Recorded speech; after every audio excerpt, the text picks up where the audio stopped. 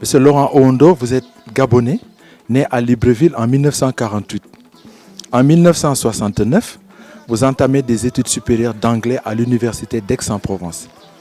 Études que vous poursuivez à la Sorbonne, où vous obtenez un doctorat de 3e cycle en littérature américaine, que vous enseignez à l'Université nationale Omar Bongo de Libreville depuis 1980.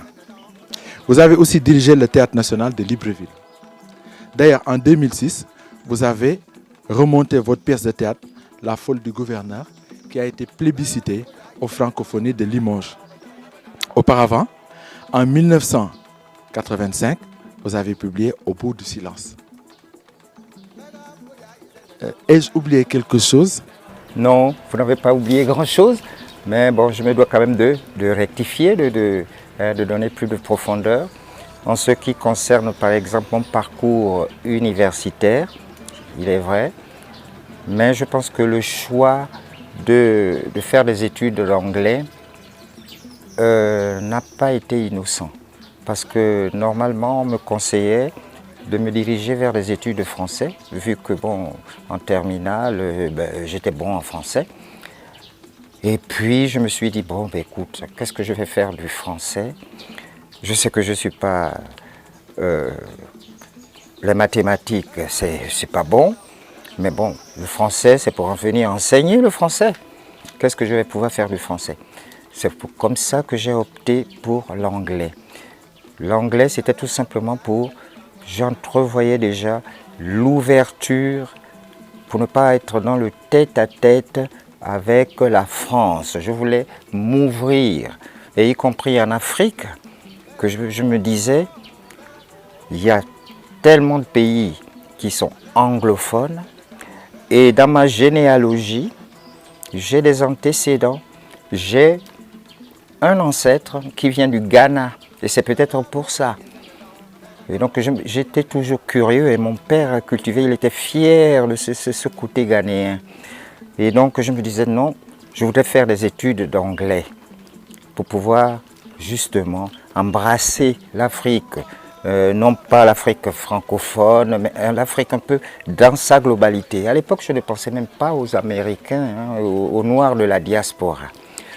Donc au moment où j'ai commencé mes études, une fois que j'avais eu le premier diplôme universitaire qui s'appelait le duel, et donc à partir de ce moment, je me suis dit, je m'en vais en assistanat. Parce que pour faire des études d'anglais en France, c'est pas possible. Donc je vais aller en assistanat. Je suis parti donc en Angleterre comme assistant de français dans des écoles. Et c'est là où, rien que pour passer 2 ans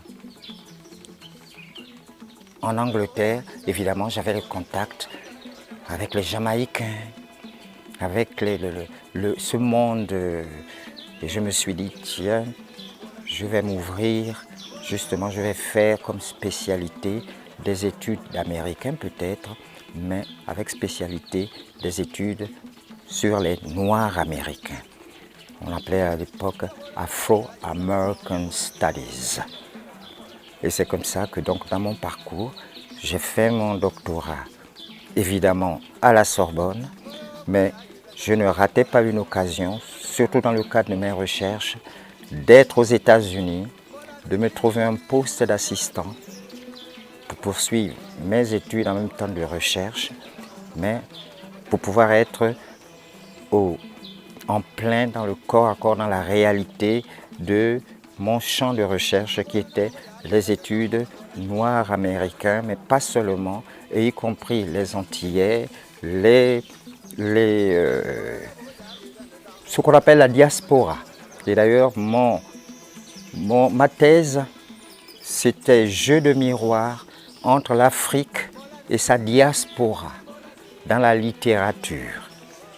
Et donc c'est à travers les romans que j'essayais d'analyser le rapport que les Noirs de la diaspora avaient avec l'Afrique. Quand je suis rentré donc, c'est ce qu'il n'y avait pas. Il y avait dans le département d'anglais des études américaines, ça veut dire, comme ils disent, mainstream. Donc j'étais le premier, en rentrant, à introduire justement les études noires américaines à l'université Omar Bongo. Est-ce que Anka, au village, et Laurent Owondo, est-ce qu'il y a de l'autobiographie dans Au bout du silence? Est-ce que c'est un peu votre parcours personnel? C'est difficile, sinon je n'appellerais pas ça un roman. Il y a toujours, je ne nierai pas, une part d'autobiographie. Ça veut dire on puise sur sa vie, sur sa réalité. Mais la fiction, c'est d'abord un objet de l'imagination. Hein?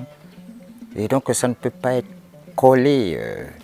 Il y a énormément de faits qui sont plutôt du domaine de ce que j'aurais voulu vivre, hein, si j'étais comme Anka. Par exemple, moi je n'ai pas connu mon grand-père, je n'ai connu que des grands-mères. Si la relation d'Anka avec son grand-père, hein, j'aurais eu beaucoup plus ces relations avec mes grands-mères. Et donc voilà. Et n'ayant pas connu mon grand-père, déjà, même au niveau de la fiction, ça permet de projeter ce que je n'ai pas eu, hein, et ce que j'aurais voulu avoir. Donc effectivement, il y a toujours de la biographie, mais je pense que quand on fait, hein, quand on intitule fiction, ce serait faire même une insulte de dire, bon ben, on n'a plus qu'à être journaliste, essayiste, ou je ne sais pas quoi. Mais quand on se dit romancier, ça veut dire, bon, c'est de donner une large part à l'imagination, à cette possibilité que même nos conteurs avaient, hein, quand ils donnaient l'improvisation. C'était jamais un canevas tout. Hein, ils nourrissaient justement de... Et c'est ce qui rendait vivant même le conte, hein, qu'il n'était jamais figé. Et qu'on se disait, chez nous, les conteurs, c'était pas le conte, mais le conte, la conteuse. Elle était invitée pour venir faire le conte. Donc les contes, ils étaient peut-être, il y avait un corpus de contes qui était, mais les contes n'étaient pas le même quand c'était pas telle conteuse qui était invitée pour les cérémonies pour venir. Et donc le conte prenait une coloration tout autre. Et hein, c'est déjà le début du récit. On n'a pas besoin d'aller chercher loin, on avait nos récits. Dès l'incipit, c'est-à-dire les premières pages, vous parlez de l'ocre, du kaolin. Quelle est justement cette symbolique de l'ocre et du kaolin? Là, je suis parti, bon, c'est ce qu'on appelle... le roman joue beaucoup sur la dualité. Hein, par exemple, mort-vie. Ok. Et donc, je pars, et l'ocre et le kaolin, ça, c'est emprunté à ma culture. Ce sont des couleurs et des éléments qu'on trouve dans les maquillages, que ce soit les masques, que ce soit les danses. On trouve toujours ces deux éléments. Et là, pour les initiés de nos masques, ils considéreraient que, par exemple, je trahis parce que le travail de la lecture de masque, c'est ce qui constitue l'initiation. En se disant, ben voilà, si tu es vraiment initié, dis-moi quelle est la couleur de ceci. Dis-moi ce que veut dire telle couleur sur le masque. Ça fait partie. Donc, je puise là, justement, dans ma connaissance du symbolisme. Et effectivement, le kaolin a toujours symbolisé la vie. L'ocre, par sa couleur, c'est le sang. Et je peux détourner, mais c'est ça. Je voulais cette dualité. Et donc à partir de ce moment, ces mêmes symboles se retrouvent ailleurs, ils sont actionnés ailleurs. Mais c'est ça. La vie est ocre et kaolin. Et je me souviens d'une chanson populaire chez nous, d'un chanteur qui s'appelait Mac Joss. Et qui de sa façon disait, la vie, côté dur, c'est comme caillou, côté... C'est ça, mais à un autre niveau. C'est tout simplement, je joue sur cette dualité, en prenant, en puisant sur le symbolisme gabonais. Et je pense qu'il est même africain, parce que quand on regarde partout, mais ça change. Par exemple, le blanc dans d'autres cultures, c'est le deuil. Donc il faut mettre ça vraiment dans un contexte, il ne faut pas chercher autre chose, puisque je développe cette symbolique, l'ocre, couleur du sang, coagulé, je le dis, et c'est donc la mort. Le kaolin, c'est la couleur du lait, n'est-ce pas? De la mère nourricière qui donne la vie. Parce que les symboles, je ne les mets pas. Je les explicite en quelque sorte au fil de... Est-ce que c'est ce que le lecteur doit percevoir quand, à propos du personnage de la montagne, celui donc une symbolique puisée dans votre culture? C'est pareil. Tout simplement, la montagne, c'est un promontoire. C'est un point élevé. Ça veut dire qu'il permet une vision, justement, où on voit au loin. Et donc, il faut prendre les symboles. C'est de là où naît ça. Ben, écoutez, il faut regarder, il faut monter pour pouvoir percevoir la signification. Et l'ombre? L'ombre, là, c'est pareil. Il vient énormément de mythes qui sont d'ailleurs universels. On peut parler par exemple dans l'universel de l'alter ego. Mais chez nous, nous avons ce côté, le double, que nous appelons parfois Mbumbayano. Ça veut dire en général le double, c'est l'opposé de ton sexe. Ça veut dire si tu es un homme, ton double c'est une femme. Et elle peut être jalouse, jusqu'à t'empêcher de prendre femme parce que tu ne l'as pas satisfait. Alors il faut... Je pars de là. Ça veut dire ce sont doubles. Cette chose qu'il faut que, quand on décide de faire quelque chose, il y a peut-être une petite voix qui vous dit « Ne le fais pas, ne va pas ». Ce que les autres, ce sont des choses. Et c'est cette voix intérieure qu'on n'écoute pas parfois. C'est un appel, justement. Heureux celui qui a une ombre et qui sait l'écouter. On n'écoute plus. On ne sait pas qu'on a une intériorité. C'est tous ces problèmes qui sont posés. Si vous le permettez, je vais passer à la séquence d'impression de désespérance. Parce que quand vous parlez de l'expropriation des terres, on a l'impression de quitter l'espace divin, un espace divin, de sortir d'un rêve et de revenir chez les humains. Pourquoi cette impression, qui peut être d'ailleurs celle des lecteurs? Le lecteur a bien raison, c'était voulu. C'est ce royaume d'avant, comme on pourrait dire, ce royaume d'enfance, puisque c'est un enfant, il est toujours idéalisé. Mais je n'ai pas voulu, justement, c'est ça la rupture avec l'ancien, qui était beau, opposé. Non. Et donc, il était dans son royaume d'enfance, avec son rapport avec son grand-père. Et le voilà, tout d'un coup, d'une manière très très brutale, il change d'espace. Mais changer d'espace, écoutez, c'est la réalité. On peut multiplier, écoutez, avant, c'était ça. Aujourd'hui, c'est l'indépendance. Avant, c'était ça, la couleur. Vous changez d'espace. Avant, avec l'exode rural, vous viviez à l'intérieur du pays pour des tas de raisons X. Vous voilà dans les bas-fonds de Libreville, quand on habitait un village. Et donc c'est ce dépaysement que je voulais et qui a sa signification. Et c'est que bon, maintenant voilà, tu es confronté à une nouvelle réalité. Comment tu vas t'en sortir? Tu ne peux pas t'accrocher à moins que là, tu aies appris quelque chose qui va t'aider à survivre dans le nouvel environnement. Et c'est là tout le sens. Ce n'est pas une simple opposition. Le village, il était tout beau. La ville, oui. Mais tu es contraint.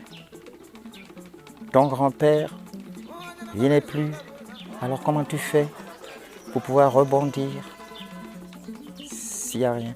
Donc vous comprenez l'utilisation du changement d'espace. Et que ce n'est pas chargé. Le nouvel espace, il est bien sûr rude, mais il renvoie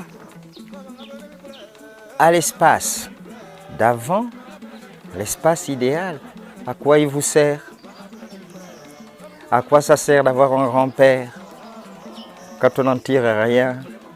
À quoi ça sert d'avoir un héritage, soi-disant, quand on ne sait même pas ce qu'il faut prendre et valoriser pour pouvoir vous servir aujourd'hui, dans la nouvelle réalité? C'est tous ces problèmes que pose au bout du silence. Très bien. Vous parlez d'héritage. Je voudrais bien rebondir là-dessus.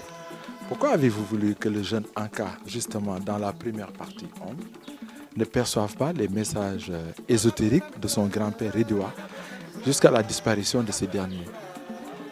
Ben oui, parce que en général, ça pose le problème très très humain.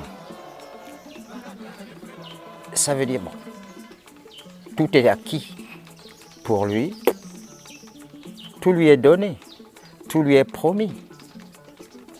Et si ça paraît ésotérique, c'est tout simplement parce que comme il ne comprend pas, mais bon, je comprendrai plus tard. Mon grand-père, il est tellement bon qu'il ne saurait me laisser sans franchement, comme si ça viendrait tout seul. Je ne fais pas d'effort. Et puis voilà, il va me léguer ses yeux. Ok? Et pourtant, ok, qu'est-ce que... Eh bien, quand il meurt, il a l'impression, il est désemparé. Le grand-père a trahi. Il ne lui a rien laissé.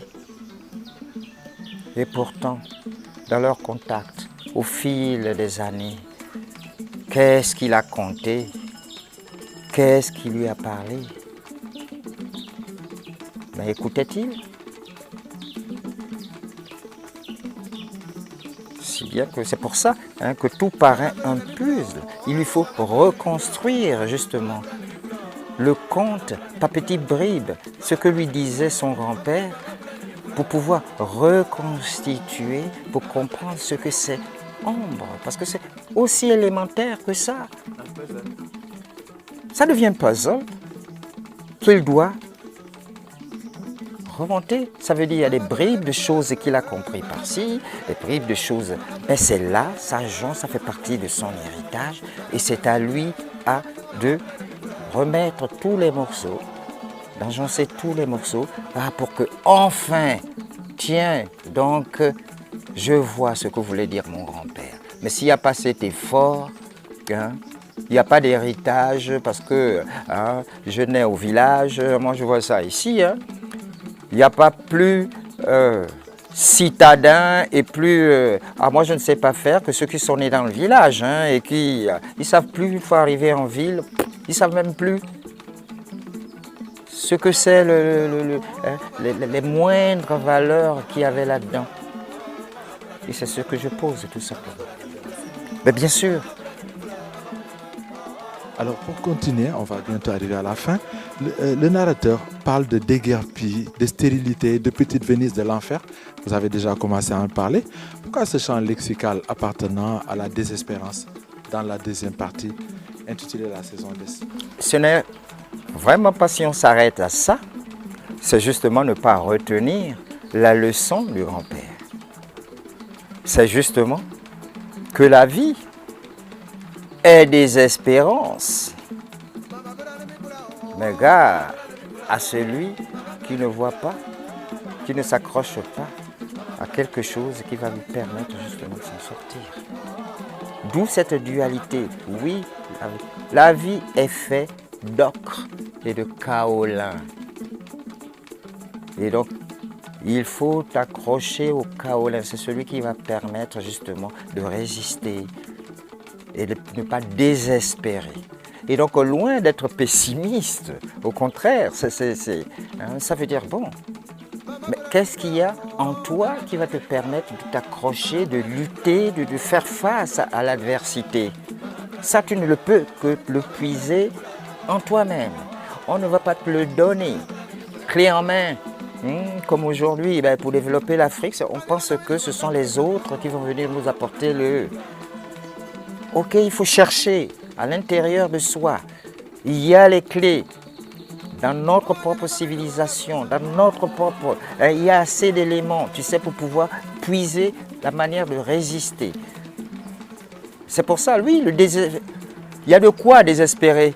Et il désespère, un enfant. Un enfant, il est complètement... Il plonge jusqu'à une dépression incroyable. Et encore un peu, il peut mourir. Et pourtant, il remonte. Mais il ne peut pas remonter sans avoir d'abord compris, justement, ce qu'il peut tirer de l'intimité avec son grand-père, ce que son grand-père a légué. Et il ne lui a rien légué du tout, sinon une culture orale. Raconter. Il lui raconte toute l'histoire de l'Afrique, les immigrations. Le roman Au bout du silence, justement, c'est pas du tout. Il raconte l'histoire du Gabon. Ok, comment les gens, voilà, ils arrivent. Il y a un moment, la montagne qu'il raconte, c'est la Damaoua. C'est au Cameroun, n'est-ce pas? C'est le passage d'une immigration. Ouh là là, ils sont poursuivis par... Et à ce personnage, vous avez parlé, Ndjouké. Ndjouké qui veut dire, en gabonais, en mienais, la souffrance. Ndjouké était à leur trousse. Ils ne quittaient pas, comme aujourd'hui. On ne part pas d'un endroit pour un autre s'il n'y a pas la misère. C'est ça qui pousse les gens à quitter et à partir. Comme aujourd'hui, les gens qui traversent la Méditerranée. Mais c'est parce qu'il y a Ndjouké qui est à leur trousse. C'est ça. À la fin du roman, Anka se retrouve au bord de mer. Qui est responsable? À qui la faute? Justement, de se retrouver au bord de mer. Le bord de mer, à la fin du roman, ne devient pas... Vous savez, quand les gens immigraient, poursuivaient le soleil souvent, la mer, une limite, tu ne peux plus aller plus loin. Et donc la mer constitue aussi seulement l'imagination. Ce qui peut... Ah, mais qu'est-ce qu'il y a là-dedans? Qu'est-ce qu'il y a là? Ok, cette ouverture vers la mer. Y a-t-il d'autres pays? Déjà la traversée. Or, au niveau du Gabon, il traversait la mer. Déjà sans... Il y a des mythes extraordinaires.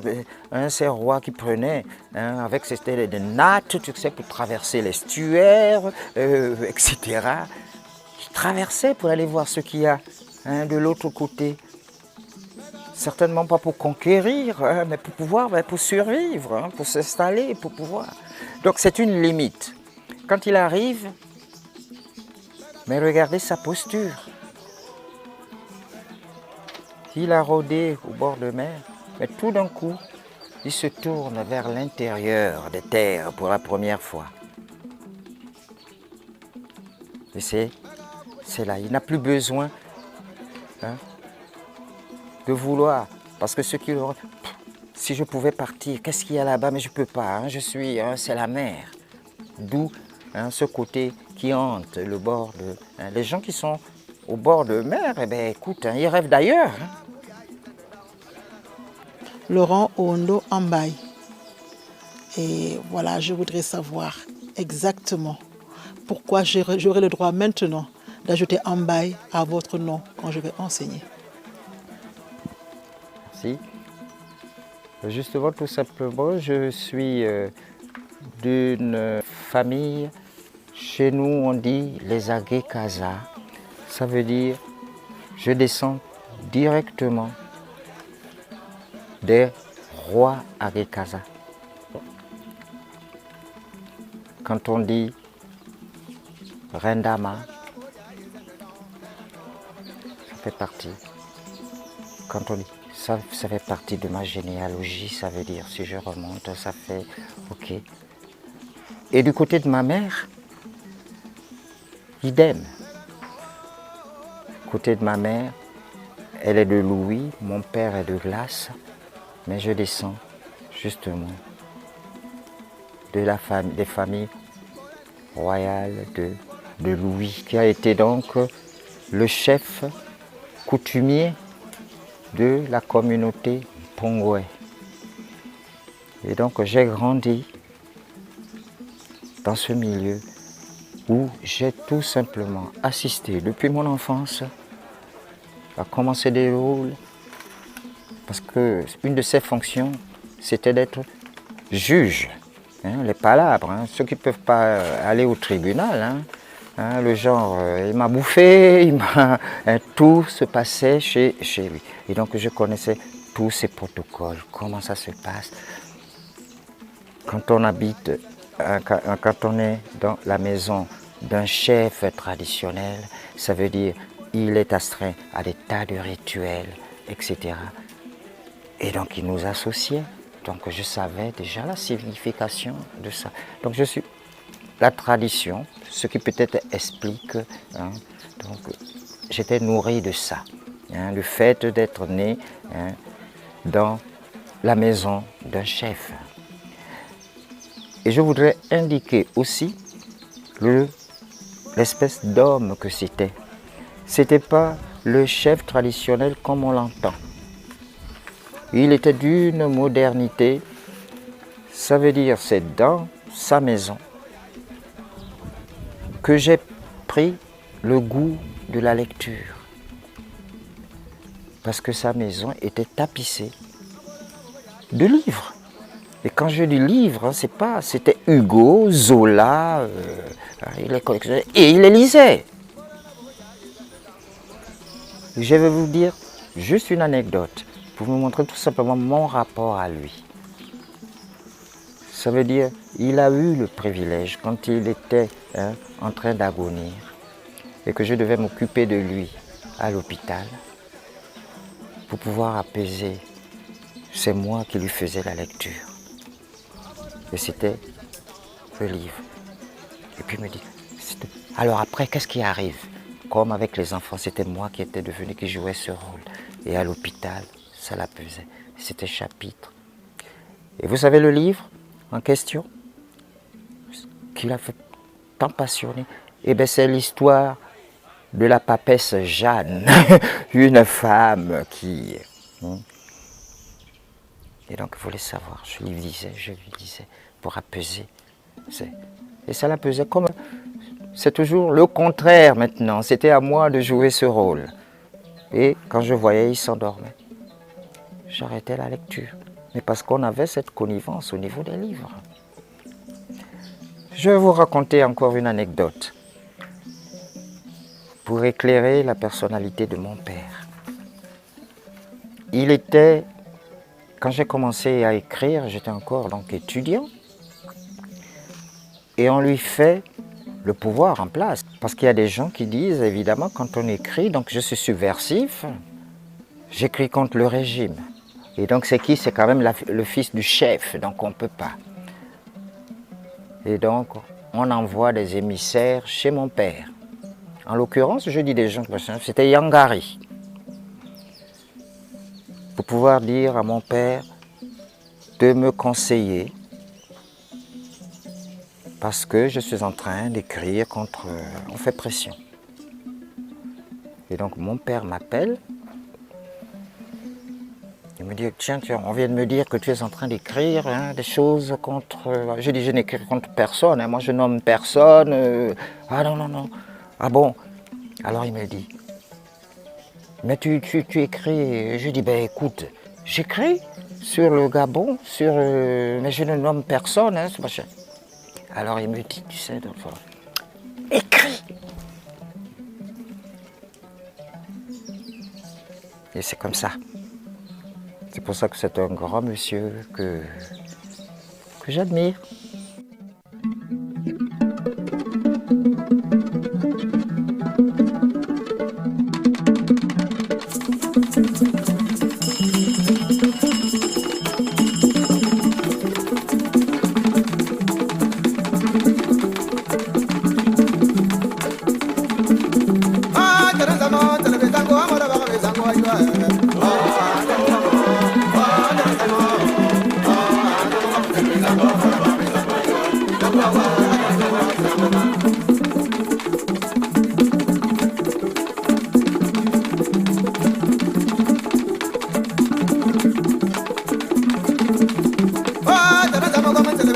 Vamos